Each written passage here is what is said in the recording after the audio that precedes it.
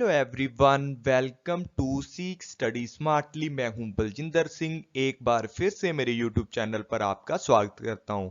Dear friends, जो channel से जुड़ चुके हैं उनका तहे दिल से धन्यवाद करना चाहता हूं, और जो चैनल पर पहली बार इस वीडियो को देख रहे हैं वो जल्दी से जल्दी पीछे वाली वीडियो टीचिंग एप्टीट्यूड की देख कर आएँ, ताकि आपको ये भी कंसेप्ट क्लियर हो जाए, क्योंकि सारी की सारी जो वीडियो हैं वो इंटर रिलेटेड होती हैं।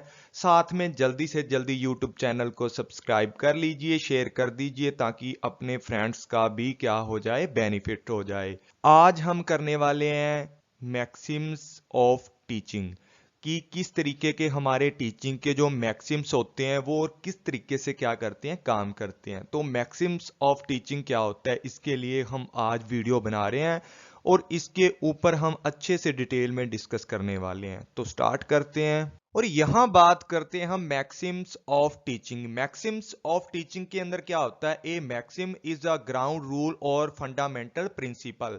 जो भी हमारे मैक्सिम्स होते हैं वो क्या होता है, ग्राउंड रूल होते हैं। जैसे भी हमारी एजुकेशन सिस्टम है, इसके अंदर बहुत सारे क्या होते हैं, राइटर होते हैं, बहुत सारे बड़े बड़े साइंटिस्ट होते हैं, जो क्या करते हैं कि कुछ रूल रेगुलेशनों को क्या कर देते हैं, सेट कर देते हैं। उनको एक ग्राउंड थ्योरी की तरीके से क्या किया जाता है, यहां पर यूज किया जाता है, जिसके अंदर हम बोल सकते हैं it is guide for future action और बिहेवियर। जो भी हमारा टीचिंग के अंदर काम किया जाता है, मैक्सिम मतलब क्या होता है, मैक्सिम्स का मतलब जो मैक्सिमम शब्द से बना होता है। ठीक है, इंग्लिश के अंदर हम बोलते हैं मैक्सिमम। तो मैक्सिमम का मतलब क्या होता है, ज्यादा, अधिकतम। तो टीचिंग के अंदर हम कहां तक जा सकते हैं, ऐसे रूल रेगुलेशन होते हैं जो हमारे बड़े जो साइंटिस्ट होते हैं, एक्सपर्ट होते हैं, उन्होंने क्या किए होते हैं, बनाए होते हैं, और वो क्या करते हैं, फ्यूचर में एक्शन लेने के लिए हमें हेल्प करती हैं, एक स्टूडेंट के बिहेवियर को इंप्रूव करने के लिए हेल्प करते हैं, और मैक्सिमम शब्द बने होते हैं। इसका मतलब ये है कि जो हमारी टीचिंग है वो कहां तक जा सकती है। देखो, हम लोगों ने लेवल ऑफ टीचिंग पढ़ा था, मेमोरी लेवल से लेकर अंडरस्टैंडिंग लेवल पर जाते हैं, उसके बाद अंडरस्टैंडिंग से लेकर रिफ्लेक्टिव तक जाते हैं। तो इसके अंदर हम बात करते हैं कि एक टीचिंग किस तरीके से जीरो लेवल से हमारी 100% तक पहुंचती है, मतलब 100% तक हम लोग कैसे पहुंचते हैं। देखो, जो रिफ्लेक्टिव है वो 100% है, यहां पर हर चीज क्या होती है, हर बच्चे को समझ आती है, या एक बच्चा बहुत ज्यादा एक्सपर्ट हो जाता है अपने स्टडी को लेकर, या अपनी स्टडी के बारे में उसको सारी की सारी नॉलेज हो जाती है। लेकिन जो मेमोरी लेवल होता है वो जीरो होता है, और हम अंडरस्टैंडिंग लेवल को क्या मान सकते हैं, 50% यहां पर मान सकते हैं। तो हम यहां पर आज पढ़ने वाले हैं कि जो मैक्सिम्स ऑफ टीचिंग है ना, वो जीरो लेवल से लेकर 100 लेवल तक कैसे पहुंच जाती हैं, उनके लिए किस किस तरीके के फंडामेंटल जो प्रिंसिपल हैं उनको यूज करना पड़ता है। तो स्टार्ट करते हैं। यहां पर बात करते हैं कि बेनिफिट्स क्या क्या होते हैं मैक्सिम्स ऑफ टीचिंग के। तो यहां सबसे पहले बात करते हैं, make class attractive and appealing. Class को इतना अट्रैक्टिव और अपीलिंग बनाना है कि बच्चे एक टीचर की बात को सुने, समझें और अपनी नॉलेज को गेन करें। उसके बाद मैक्सिमम इन्वॉल्वमेंट्स। तो जो हम बात करते हैं कि जब बच्चे ज्यादा से ज्यादा अट्रैक्टिव होंगे तो वो क्लास के अंदर ज्यादा इन्वॉल्वमेंट करेंगे, अपने आप को, जो भी टीचर पढ़ा रहा है उसके अंदर ज्यादा इन्वॉल्वमेंट करेंगे, तो उनकी जो स्किल है उनको ज्यादा डेवलप किया जा सकता है। उसके बाद बात करते हैं इफेक्टिव टीचिंग। तो हमारी जो मैक्सिमम से होते हैं टीचिंग के, वो क्या करते हैं कि टीचिंग को इफेक्टिव बनाते हैं, क्योंकि यहां पर क्लास को अट्रैक्ट करेंगे तो बच्चे ज्यादा इन्वॉल्वमेंट होंगे, बच्चे ज्यादा इन्वॉल्वमेंट होंगे तो टीचर की बात को समझेंगे, और टीचर जो भी पढ़ाएगा वो ज्यादा इफेक्टिव तरीके से पढ़ाने की कोशिश करेगा। क्योंकि वहां पर क्या होता है कि स्टूडेंट हैं, वो क्या करते हैं, एक टीचर से क्वेश्चन करना स्टार्ट कर देते हैं, तो यहां पर टीचर और स्टूडेंट दोनों एक्टिव हो जाते हैं। उसके बाद बात करते हैं scientific knowledge of teaching style for transfer of knowledge to peoples. यहां पर क्या किया जाता है कि साइंटिफिक नॉलेज को एक बच्चों तक पहुंचाने के लिए साइंटिफिक वे को यूज किया जाता है, मतलब साइंटिफिक नॉलेज बच्चों तक पहुंचाई जाती है ताकि उनका जो कोग्निटिव डोमेन है या उनका माइंड है वो क्या करे, ज्यादा से ज्यादा डेवलपमेंट करे। उसके बाद working rules and journal truths. इसके अंदर वो सारी चीजों को यूज किया जाता है बच्चों को पढ़ाने के लिए जो क्या होते हैं, वर्किंग रूल होते हैं, डे बाय डे लाइफ में काम आने वाले होते हैं, और जनरल रूल्स होते हैं। जनरल रूल से ऐसा मान लो कि जो हमारी लाइफ के अंदर हमारे साथ बीते होते हैं, ऐसे ट्रुथ्स का यूज करके हम बच्चों को सिखाते हैं। उसके बाद यहाँ पर सिस्टमेटिकल मूव विद नॉलेज, यहाँ पर एक सिस्टम के तहत हम लोगों को आगे बढ़ना चाहिए ताकि स्टेप बाय स्टेप जो भी चीज करते हैं वो आसानी से समझ आ जाती है। जनरेट इंटरेस्ट इन सब्जेक्ट, बच्चों को जब स्टेप बाय स्टेप सिस्टमेटिकली चीज समझाई जाएगी, नॉलेज दी जाएगी, तो बच्चे अपने सब्जेक्ट में क्या लेना स्टार्ट कर देंगे, इंटरेस्ट लेना स्टार्ट कर देंगे। जैसे अभी क्या है, मैं टीचिंग की क्लासेस स्टेप बाय स्टेप दे रहा हूं, जो जैसा हमारे सिलेबस में है वैसा दे रहा हूं, तो बच्चे इंटरेस्ट ले रहे हैं इस चीज में। बहुत सारे बच्चे यूट्यूब चैनल पर कमेंट करते हैं कि सर आप इसी तरीके से सीरीज को स्टार्ट रखें। तो आगे बात करते हैं मेक लॉन्ग टाइम मेमोराइजेशन।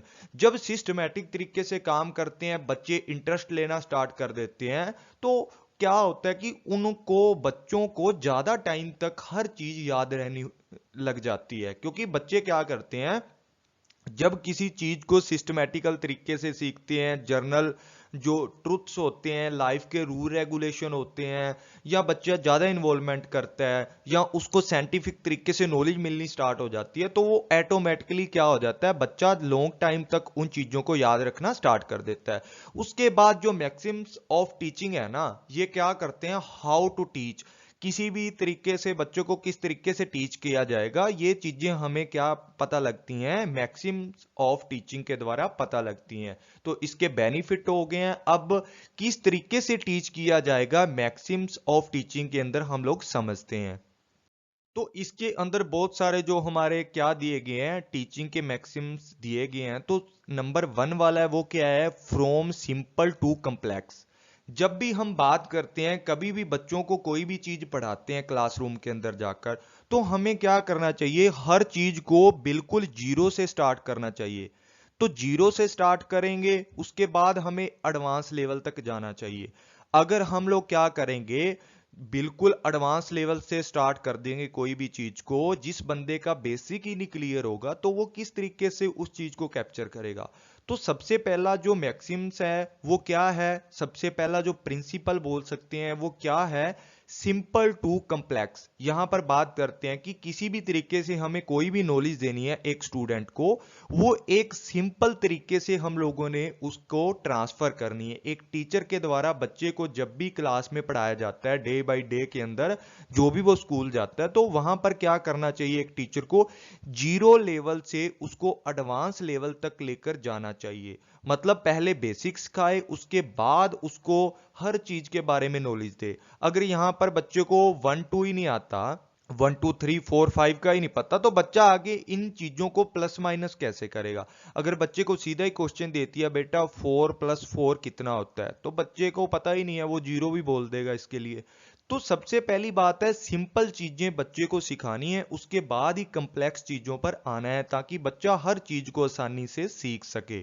तो यहां पर एक चार्ट के थ्रू समझाया गया है, जिसके अंदर हम लोग बता देते हैं कि टीचिंग किस तरीके से करनी चाहिए। सबसे पहले जो भी टीचर है वो टीचिंग करता है, तो उसको माइक्रो टीचिंग करनी चाहिए। ठीक है, माइक्रो टीचिंग मतलब जितनी भी छोटी छोटी बातें हैं, जर्नल ओवरव्यू देना चाहिए हर चीज का। उसके बाद वन टीचिंग स्किल यूज करके, जैसे किसी भी तरीके से हम लोग बोलते हैं ना, पहले कै ख ग सीखते हैं, ठीक है, उसके बाद अब हम लोग करना क्या स्टार्ट कर देते हैं कि कै से क्या बनता है, कै के साथ रै को जोड़ देंगे, कर बन जाएगा। ठीक है, इस तरीके से हम लोग क्या करते हैं, हर चीज को सिखाना स्टार्ट कर देते हैं।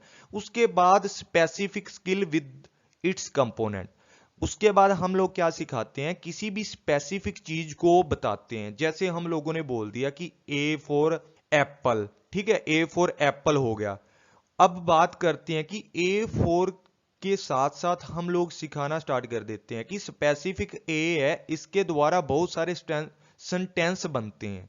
सेंटेंस कैसे बनते हैं, ए फॉर एरोप्लेन, ठीक है, ए फॉर एप्पल के साथ अब सिखाना स्टार्ट कर दिया कि ए फॉर एरोप्लेन भी होता है। उसके बाद combination of two teaching skill, यहां पर हम जोड़ना स्टार्ट कर देते हैं। कोई भी सेंटेंस है उसको बनाना स्टार्ट कर देते हैं। जैसे हम बोल देते हैं कि दिस इज अ चेयर, तो इस तरीके से हम कम्बिनेशन करके क्या करते हैं, जो भी हमारा लेसन होता है, जैसे एप्पल सीखा है तो हम बोलते हैं एन एप्पल, ये एक एप्पल है।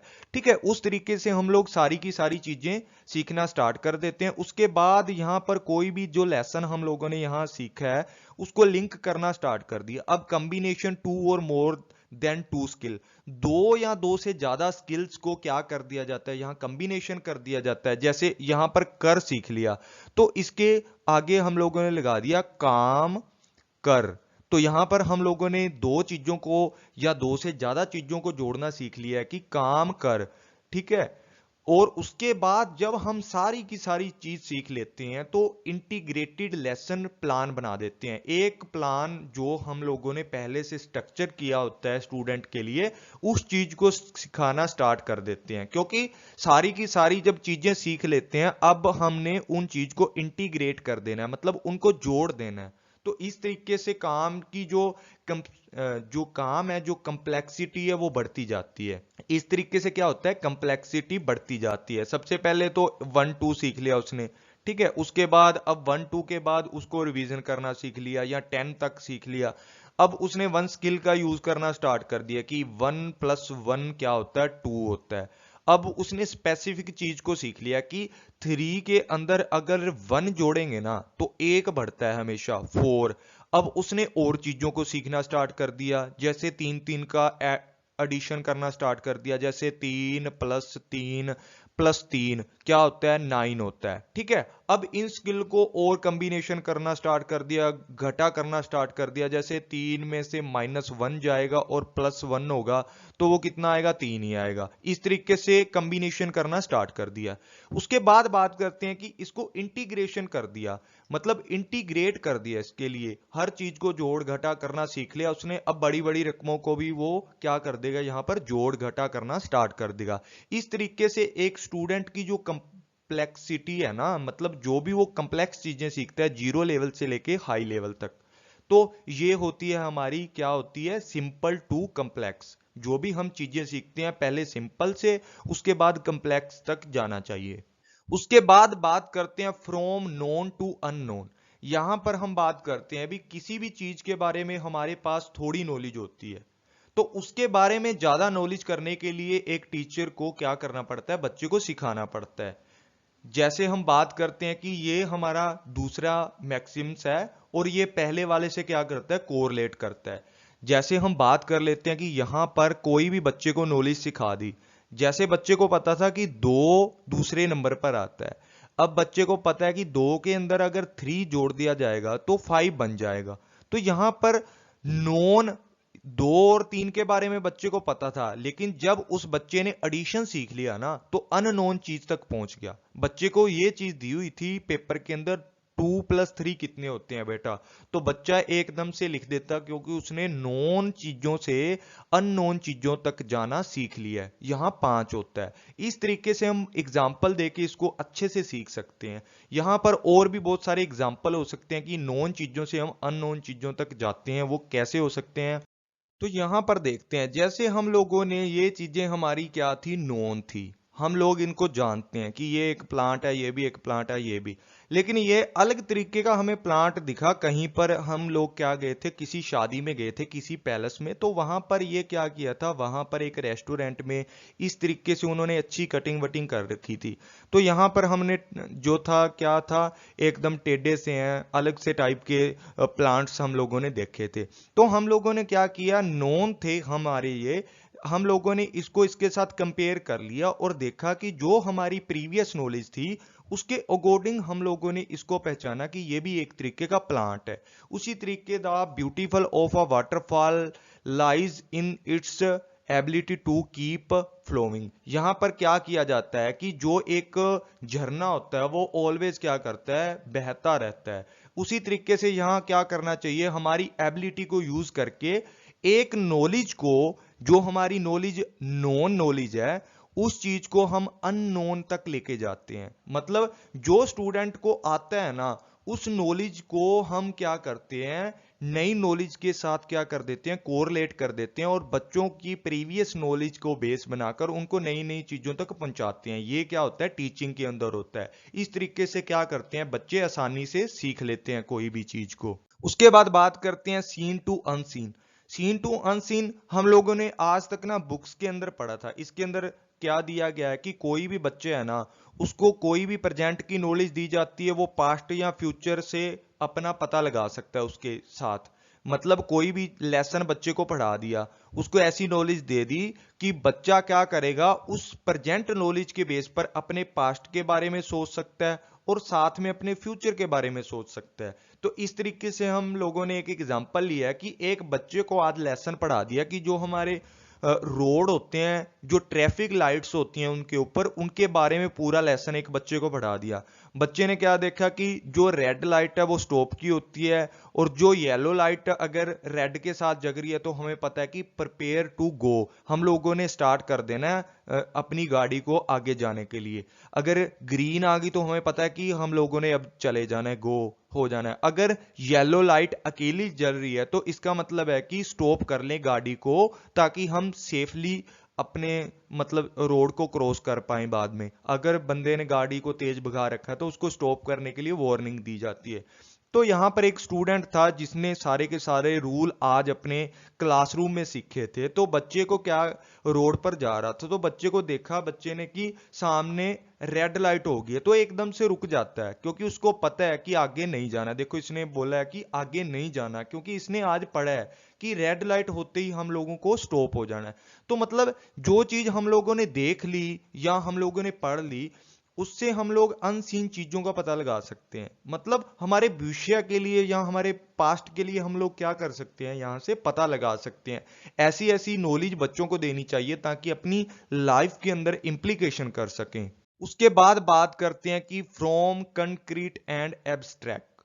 यहां पर बात करते हैं कि कोई भी बच्चा है ना, उसको क्या करना चाहिए, सबसे पहले किसी भी ठोस चीज को, जिसको कंक्रीट बोला जाता है ना, वो चीज या कोई भी ऑब्जेक्ट दिखाना चाहिए ताकि वो बच्चा उस चीज के बारे में डीपली पता कर सके या बच्चा डीपली उस चीज के बारे में समझ सके। जो हमारा फ्रेबल है ना, जो हमारा, उन्होंने बोला था कि कोई भी बच्चे को अगर कोई भी चीज सिखानी है या पढ़ानी है ना, तो हम लोगों ने क्या कर देना है, सबसे पहले उनको उस चीज को टेंजिबली दिखा देनी है। टेंजिबली, जैसे सोलर सिस्टम के बारे में बच्चों को टीच करना है किसी भी तरीके से भी, हमारे ग्रह कितने होते हैं, किस तरीके से वो काम करते हैं, ठीक है, प्लैनेट्स कितने होते हैं और किस तरीके से वो काम करते हैं। जो भी हमारा सूर्य मंडल होता है उसके अंदर जो भी उसके 8 ग्रह हैं, ठीक है, आकाश गंगा है, उल्का पिंड है, वो सारे के सारे बच्चों को ना एक मॉडल के थ्रू दिखा देते हैं। मतलब कंक्रीट रूप से दिखा देते हैं। उसके बाद बच्चा एब्स्ट्रैक्ट चीजों को सीखने के लिए क्या बन जाता है, इजी हो जाता है उसके लिए उन चीजों को सीखना। जैसे सबसे पहले एक एग्जांपल यहां दिया है कि बच्चों को काउंटिंग सिखाने से पहले क्या किया जाएगा, कोई भी ऑब्जेक्ट ले लेते हैं, जैसे यहां पर मोमबत्तियां ली हैं या पत्थर लिया है, कोई भी कैंडल दिखा दिया बच्चे को, या कोई भी मोमबत्ती दिखा दी या कोई भी मोती दिखा दिया, किसी तरीके से भी, भाई ये एक मोती है और ये दो मोती है और ये 3 पत्थर हैं, इस तरीके से बच्चे को पहले सिखा दिया। अब बच्चा क्या करेगा, यहां से काउंटिंग की ओर शिफ्ट हो जाएगा कि एक एक, तो एक पत्थर के लिए एक लिख देगा, दो के लिए क्या लिख देगा, दो लिख देगा। तो इस तरीके से बच्चा क्या हो जाएगा, कंक्रीट पहले चीजें दिखानी चाहिए, एक ऑब्जेक्टिव रूप दिखाना चाहिए, उसके बाद एब्स्ट्रैक्ट तक पहुंचाना चाहिए, ताकि बच्चे की जो मेमोरी है वो ज्यादा टाइम तक याद रखे, मेमोराइजेशन हो जाए बच्चे को। जैसा कि एग्जांपल देख लेते हैं। सबसे पहले जैसे यहां पर कोई भी एक थाली थी, उसके अंदर क्या किया था, 3 एप्पल डाल दिए रेड वाले, और यहां पर थी इसके अंदर 2 एप्पल डाल दिए। अब बच्चों को क्या करना है, बोलना है बेटा ये कितने हैं, तो वो बच्चा लिख देगा 3 है ये, तो यहाँ ग्रीन वाले लिख देगा ये 2 हैं। तो इस तरीके से इनका जो प्लस करके कितना बन जाएगा, 5 बन जाएगा। तो इस तरीके से वो क्या कर सकता है, कंक्रीट से क्या कर सकता है, एब्स्ट्रैक्ट तक जा सकता है। ठीक है, यहाँ पर क्या है, पिक्टोरियल चीजों को भी यूज किया जा सकता है। कंक्रीट के बाद पिक्टोरियल आता है जो पिक्चर के रूप में किसी भी तरीके से हम दिखा सकते हैं, और इसके अंदर ज्यादातर टेंजिबल चीजें होती हैं और इनटेंजिबल चीजों तक जा सकती हैं। जो कंक्रीट होता है वो टेंजिबल होता है, इसके अंदर टेंजिबल एंटिटीज आती हैं, इसके अंदर इंटेंजिबल एंटिटीज आती हैं। यहाँ पर कोई भी डेमो करके दिखाई जाती है बच्चों को, किसी भी तरीके की जो भी बच्चों को लाइव चीजें दिखाई जाती है, 3D चीजें दिखाई जाती हैं या कोई ऑब्जेक्ट दिखाया जाता है, और यहाँ पर बच्चे उन चीजों को देखकर अपने माइंड को डेवलप करते हैं और अपने माइंड के अंदर किसी ना किसी तरीके से उस चीज के लिए एटीट्यूड बनाते हैं, उसको याद करते हैं, अपनी बिहेवियर के अंदर चेंज लाते हैं। उसके बाद बात करते हैं पर्टिकुलर टू जर्नल। तो यहां पर पर्टिकुलर टू जर्नल की बात करते हैं कि जब एक बच्चे को किसी भी रूल रेगुलेशन के बारे में सिखाना है, जो भी हमारे जर्नलाइजेशन हो चुके हैं, तो उसके सबसे पहले क्या करना चाहिए, पर्टिकुलर चीज के बारे में हमें बच्चों को नॉलेज देनी चाहिए। किसी भी बच्चे को कोई भी चीज सिखानी है तो उसका पर्टिकुलर चीज पहले बतानी चाहिए, उसके बाद जर्नलाइजेशन करना चाहिए। जैसे मान लो कोई भी क्लास के अंदर बच्चा है, उसको कोई भी बच्चे को समझ नहीं आ रहा, तो किसी भी लेसन के लिए सबसे पहले एक ओवरव्यू देता है टीचर। तो पर्टिकुलर ओवरव्यू, जो भी एक पर्टिकुलर टॉपिक है उसके लिए ओवरव्यू देना चाहिए, छोटी छोटी चीजें बतानी चाहिए उसके जो रिलेटेड है। जहां कोई भी प्रिंसिपल है, कोई भी फैक्ट है, उसके लिए छोटी छोटी चीजें बतानी चाहिए, ताकि वो चीजें काम करें आगे जाकर। जो भी उसका जर्नलाइजेशन रूप है, बड़ा रूप है, उसके समझने में उसको हेल्प हो जाए। ठीक है, इस तरीके से हम बोल सकते हैं पहले छोटी चीजें सिखाएं, उसके बाद क्या किया जाए, जिस तरीके से हम लोगों ने सिंपल टू कॉम्प्लेक्स किया ना, उसी तरीके से ये चीज काम करती है। अब इसको समझ लेते हैं। तो सबसे पहले the starting point of basis. तो यहां पर हम लोगों ने 4 फैक्ट एक बच्चे को बताए हैं, 4 फैक्ट कि फैक्ट 1, फैक्ट 2, फैक्ट 3, फैक्ट 4, ये 4 फैक्ट हैं। हम लोगों ने ये इंडक्शन किया या इंडक्टिव हम बोल सकते हैं इसको, इंडक्टिव किया या इंडक्शन किया किसी भी चीज का, उस चीज को किस तरीके से बनाया गया है जनरलाइजेशन करके। तो ये क्या हो गया, जनरलाइजेशन प्रिंसिपल है, इसको डिडक्टिव बोल देते हैं। इसको भी समझते हैं, ये बहुत एक छोटा चैप्टर बनता है, इसको अलग से बनाएंगे क्लास इसके ऊपर भी। तो डिडक्शन क्या होता है या डिडक्टिव क्या होता है, यहां पर क्या होता है, कोई भी बड़ी चीज है, उस बड़ी चीज को समझने के लिए हम लोगों ने उसके छोटे छोटे पार्ट कर लिए। ठीक है, उसको वेरीफाई करने के लिए भी ये किस तरीके से बनी है। जो भी ये फैक्ट थे इंडक्टिव के अंदर हम लोगों ने इंडक्शन के अंदर बनाए थे, उस चीज को हम लोगों ने छोटे छोटे पार्टों को जोड़कर जनरल प्रिंसिपल तक पहुंच गए। मतलब पर्टिकुलर ये चीजें हैं, फैक्ट 1, फैक्ट 2, फैक्ट 3, 4, ये पर्टिकुलर हैं, और हम लोग कहां तक पहुंच गए, जनरल तक। तो यहां हम समझ लेते हैं कि जो भी एक चीज को समझना है उसके छोटे छोटे पार्टों को समझना पड़ता है पहले, उसके बाद जो बड़ा रूल रेगुलेशन या प्रिंसिपल बना है उसको फिर समझते हैं। उसके बाद बात करते हैं इंडक्शन। इसके अंदर क्या होता है, conclusion from particular to general, कि यहां पर क्या होता है कि जो कंक्लूजन है वो पर्टिकुलर से लेकर जनरल तक है। पहले एक सेब था, सेब के साथ हम लोगों ने थोड़ा ऑरेंज जोड़ दिया, अब ग्रीन एप्पल जोड़ दिया। ठीक है, ये रेड एप्पल था, ये ऑरेंज था, ये ग्रीन एप्पल था। इनको जोड़ने के बाद ये गेंद हम लोगों ने तैयार कर दी, या हम लोगों ने अलग ही फ्रूट बना दिया यहां पर। तो इस तरीके से हम बोल सकते हैं कि पहले जो फैक्ट होते हैं उनके बाद क्या किया जाता है, रूल रेगुलेशन बनते हैं, जो भी जर्नल प्रिंसिपल बनते हैं। तो यहां पर पर्टिकुलर से क्या है, जर्नल तक हम लोग जाते हैं। उसके बाद यहां पता करते हैं कि whole to part, whole to part की बात करते हैं। यहां पर क्या है, गिल्टास्ट के जो साइकोलॉजिस्ट हैं उन्होंने बताया गया है कि हम लोग क्या करते हैं, हर चीज को, जो भी हम चीजें देखते हैं ना, जो भी ऑब्जेक्ट हमारे सामने आते हैं, कोई भी थिंग्स को देखते हैं, उसको पहले पूरा देखते हैं एकदम ऊपर से लेकर नीचे तक। कोई भी अगर हम लोगों ने यहाँ पर क्या देखा, कोई भी एक पेड़ था, हम लोगों ने यहाँ पर ये पेड़ देखा है, तो हम लोगों ने देखा बहुत बड़ा पेड़ है सबसे पहले। ठीक है, उसके बाद मान लो कोई भी विलेज में रहता है तो वो क्या करता है, कोई भी पेड़ देखता है सबसे पहले दूर से। कोई भी अगर क्या लगती है, ब्लैकबेरीज लगती है ना गांव के अंदर बहुत सारी, तो सबसे पहला वो बच्चा है, कोई भी बच्चा है, वो क्या देखता है, एक पेड़ को देखता है। उसके बाद क्या करता है, जाकर वहां देखता है भाई इसके तो बहुत सारे ब्लैकबेरीज लगी हुई हैं, बहुत सारे जामुन लगे हुए हैं। उसके बाद देखता है ना, पहले तो दूर से देखता है कि वहां पर पेड़ लगा है। तो इसका कहने का मतलब है होल टू पार्ट, किसी भी चीज को पहले हम पूरा देखते हैं, उसके बाद उसके छोटे छोटे टुकड़े करके उसको समझते हैं। कोई भी लेसन है उसका टीचर ओवरव्यू देता है, उसके बाद ही उसको स्टेप बाय स्टेप करवाता है। जैसे मैंने स्टार्ट किया था टीचिंग एप्टीट्यूड, मैंने भी बताया था कि हमारा ये होल सिलेबस है, इसको हम ऐसे ऐसे छोटे पार्ट करके हम लोग क्या करेंगे, समझेंगे। तो इस तरीके से हम बात कर लेते हैं कि होल टू पार्ट हम लोग किसी भी चीज को समझते हैं, ताकि जो भी हम लोग सीखते हैं हम लोग अच्छे से कंपेयर करके अंडरस्टेबल हो, हमारे दिमाग में वो चीज घुसनी चाहिए। और इसी तरीके से यहाँ एग्जाम्पल दिया है कि कोई भी हम लोग पेड़ देखते हैं, उसका तना देखते हैं, शाखाएं देखते हैं, उसके पत्ते देखते हैं, उसके बाद उसके फल देखते हैं। तो इस तरीके से बात कर लेते हैं कि जो भी किसी भी चीज को देखते हैं पहले होल देखी जाती है, उसके बाद उसके पार्ट देखे जाते हैं। उसके बाद ये एक एग्जाम्पल और मैंने ऐड किया है, कोई भी स्टूडेंट का ग्रुप था, ये क्या है, एक ग्रुप को होल माना जाता है, ठीक है। उसके बाद इसके पार्ट कर दिए हैं। पार्ट करने से पहले पार्ट में क्या किया है कि एक बॉय है, इस ग्रुप के अंदर है एक बॉय है और 3 गर्ल्स हैं, ठीक है। देखो कितनी सुंदर सुंदर लड़कियां हैं यहाँ पर, 3 लड़कियां और एक सुंदर सा लड़का है इस ग्रुप के अंदर। तो हम लोगों ने होल से इसको क्या कर दिया, पार्ट पार्ट बना दिया, ठीक है।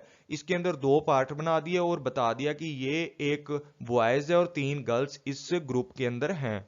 इस तरीके से हम लोग समझते हैं, पहले ग्रुप देखा उसके बाद उसके पार्ट कर दिए। उसके बाद बात करते हैं डेफिनेट टू इनडेफिनेट, कि कोई भी चीज हम लोग सीखते हैं ना, हम लोगों को हमेशा डेफिनेट से स्टार्ट करनी चाहिए, उसके बाद इनडेफिनेट पर जाना चाहिए। ये किस तरीके से काम करती है बता देते हैं। जैसे भी कोई डेफिनेट चीज होती है ना, उसका जो एरिया होता है वो लिमिटेड होता है, ठीक है। हम लोगों ने कोई भी चीज को क्या कर लिया, डिसाइड कर लिया, डेफिनेट कर लिया, उस चीज का जो एरिया वो लिमिटेड होगा। लेकिन जो इनडेफिनेट होता है वो बहुत ही ज्यादा क्या होता है, बड़ा एरिया होता है जिसको कवर कर पाना मुश्किल है।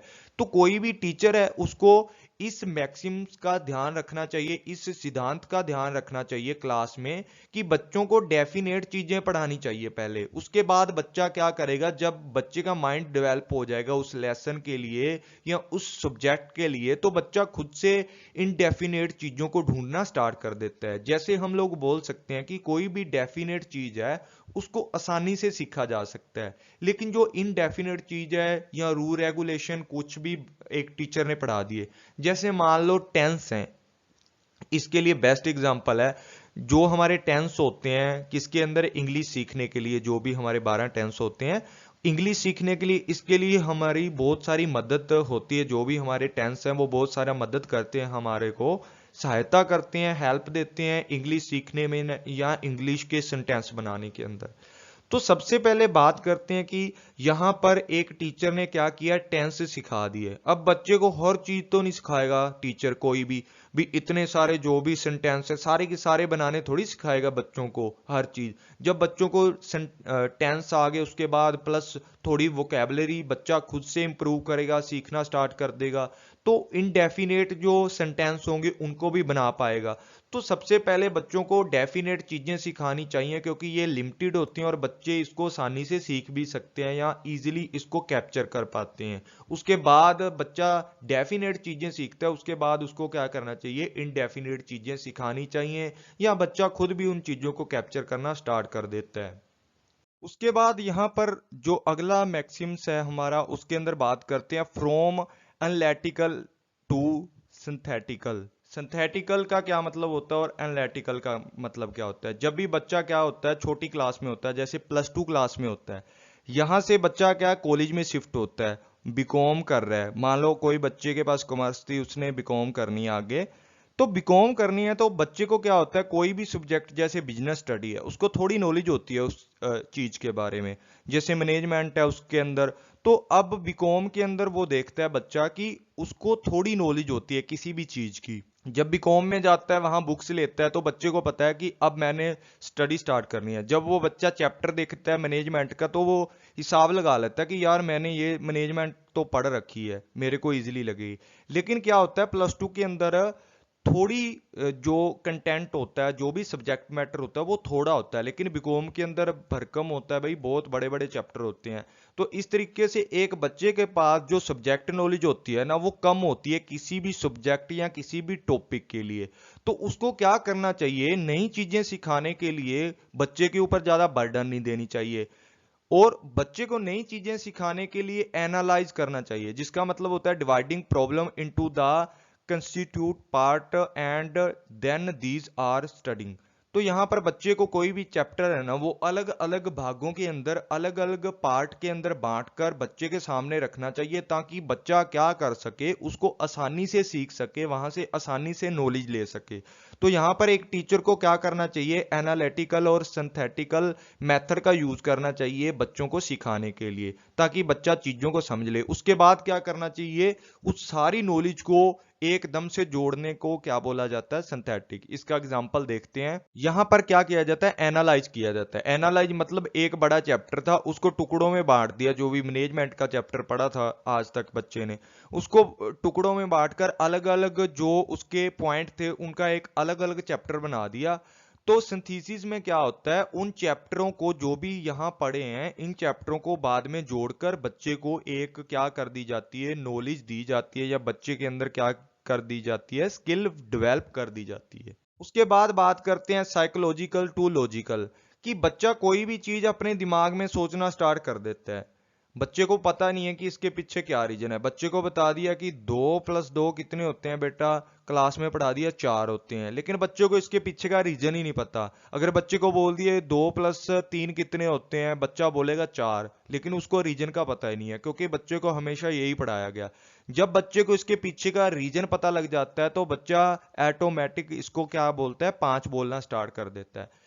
क्योंकि जब बच्चा क्या करता है, अपने दिमाग से सोचना स्टार्ट कर देता है, जो भी चीजें सबसे पहले कहाँ आती हैं, बच्चे के दिमाग में आती हैं। दिमाग के बाद ही बच्चा क्या करता है, उसको अप्लाई करना स्टार्ट कर देता है। तो बच्चों को क्या करना चाहिए, पहले उनके दिमाग को ज्यादा से ज्यादा ट्रेन करना चाहिए, उनको अच्छे से सारी चीजें उनके दिमाग में डालनी चाहिए, मतलब बेसिक चीजें उनको उनके दिमाग में फिट करनी चाहिए, उसके बाद ही उनका लॉजिक बताना चाहिए। ऐसा थोड़ी है कि हर चीज का लॉजिक टीचर पहले पढ़ा देता है। पहले एक डिटेल के अंदर उस चीज के बारे में क्या करता है, पढ़ाता है, उसके बाद क्या करता है, उसका लॉजिक बताता है। अगर बच्चे को कोई भी चीज नहीं समझ आती तो बच्चे के सामने मान लो फॉर एग्जांपल कि यहाँ पर एक पोइम बच्चे को पढ़ा देगी, कोई भी चीज बच्चे को सिखानी थी, उसको वो चीज समझ नहीं आ रही, उसके दिमाग में नहीं घुस रही, तो किसी तरीके से टीचर ने क्या किया, दिमाग में घुसाने के लिए साइकोलॉजिकल जो उसका डेवलपमेंट करने के लिए बच्चे को क्या किया, एक स्टोरी या पोइम के थ्रू उस चीज को समझा दिया, ताकि वो बच्चा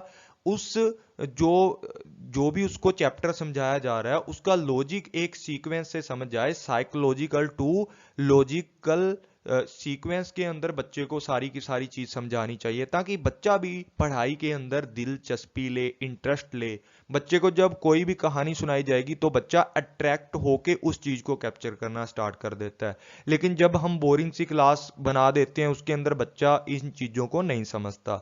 तो सबसे महत्वपूर्ण बात है, इंपॉर्टेंट बात है ये, कि बच्चे का जो साइकोलॉजिकल है, जो दिमाग है बच्चे का, कोग्निटिव डेवलपमेंट भी जरूरी है, तभी बच्चा क्या सीख पाएगा, लॉजिकल चीजों को कैप्चर कर पाएगा, या उन चीजों के पीछे का जो भी ऑब्जेक्ट है उनके पीछे का लॉजिक तभी समझ पाएगा। उसके बाद देखो यहाँ एग्जांपल है कि कोई भी एक स्टूडेंट था, ठीक है, उसके माइंड के अंदर उसको पजल बनाना तो आ गया, कोई भी लॉजिक आ गया, उसको पता लग गया, लेकिन उसका माइंड जब तक काम ना करेगा, अब इसको पता लग गया कि ये इस तरीके की पेंटिंग है, तो ये पजल को आसानी से क्या कर सकता है, सुलझा सकता है, क्योंकि सबसे पहले इसके माइंड में ये बात आई है कि जो ये पिक्चर है इस तरीके की हो सकती है, ठीक है, उल्टी भी हो सकती थी, सूरज इधर भी हो सकता था, इधर भी हो सकता था, लेकिन इसके माइंड ने जो चीज कैप्चर की, जो इसका साइकोलॉजिकल डेवलपमेंट होने के बावजूद ही ये इस पजल को आसानी से सॉल्व कर पाएगा, ठीक है। उसके बाद बात करते हैं,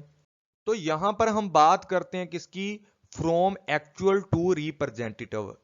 कोई भी चीज को सिखाने के लिए एक टीचर के द्वारा मेथड यूज किया जाना चाहिए एक्चुअल टू रिप्रेजेंटेटिव। कोई भी चीज एक स्टूडेंट को पढ़ाई जा रही है, अगर उसको अच्छे से समझाना है, मेमोराइजेशन करवाना है, ताकि वो बच्चा अच्छे से उस स्किल को ले सके, अच्छे से उस सिद्धांत को समझ सके, या अच्छे से कोई भी ऑब्जेक्ट है उसको कैप्चर कर सके, तो इसके लिए एक टीचर को एक्चुअल टू रिप्रेजेंटेटिव मेथड का यूज करना चाहिए, मैक्सिम्स का यूज करना चाहिए, जिसके अंदर क्या किया जाता है, कोई भी ऑब्जेक्ट को नेचुरली दिखाया जाता है, या क्या किया जाता है, रियल ऑब्जेक्ट को बच्चे के सामने प्रेजेंट किया जाता है। जैसे हम बच्चों को बुक्स के अंदर पढ़ाते हैं कि गोल्डन टेम्पल है अमृतसर के अंदर, ठीक है, पूरा क्या बना हुआ है, सोने का बना हुआ है। तो गोल्डन टेम्पल बच्चों को एक बार क्या करो, टूर पर ले जाओ और बच्चों को दिखाने कि एक्चुअल में क्या है वो चीज। हम लोग बुक्स में पढ़ाते हैं, लेकिन बच्चों के सामने अगर वो चीज आ जाए तो वो बच्चा मेमोराइजेशन हो जाता है, उस चीज को लॉन्ग टाइम तक याद रख सकता है। तो हम क्या करते हैं, बच्चों का टूर लेकर गोल्डन टेम्पल पहुंच जाते हैं और बच्चों को हर चीज वहां की सिखा देते हैं, बता देते हैं कि ये इस तरीके से और पूरा गोल्ड का बना हुआ है। तो बच्चों का जो माइंड है उस चीज को लाइफ टाइम तक नहीं भूलेगा कि मैं एक टूर पर गया था मेरे स्कूल टाइम पर, और इस तरीके से मैंने गोल्डन टेम्पल गया था, वहां पर पूरा सोने का था, बहुत बड़ा जो गुरुद्वारा बना हुआ है। तो इस तरीके से बच्चा क्या करता है, एक्चुअल चीजों को अगर रिप्रेजेंट कर दे टीचर उन बच्चों के सामने, तो बच्चा ज्यादा टाइम तक उन चीजों को याद रख सकता है। उसके बाद एम्पिरिकल टू रेशनल। एम्पिरिकल क्या होता है, जो भी हमारी क्या होती है, एक्सपीरियंस बेसिस चीजें होती हैं, जो भी हम लोगों ने क्या किया होता है, हमारा जो एक्सपीरियंस होता है ना, उन चीजों पर हम लोग क्या करते हैं, बेस होते हैं। तो सबसे पहले हम लोगों को किसी भी चीज का क्या करना पड़ता है, एक्सपीरियंस लेना पड़ता है, उसके बाद ही हम रेशनल तक पहुंचते हैं। तो फ्रॉम एम्पीरियल टू रेशनल, तो सबसे पहले क्या होता है, कोई भी हम लोग ऑब्जर्वेशन करते हैं, उसके बाद हमें क्या मिलता है, एक्सपीरियंस मिलता है। कोई भी चीज सोचते हैं, अगर उसका उल्टा या सीधा हो जाए तो हमें एक्सपीरियंस मिलता है।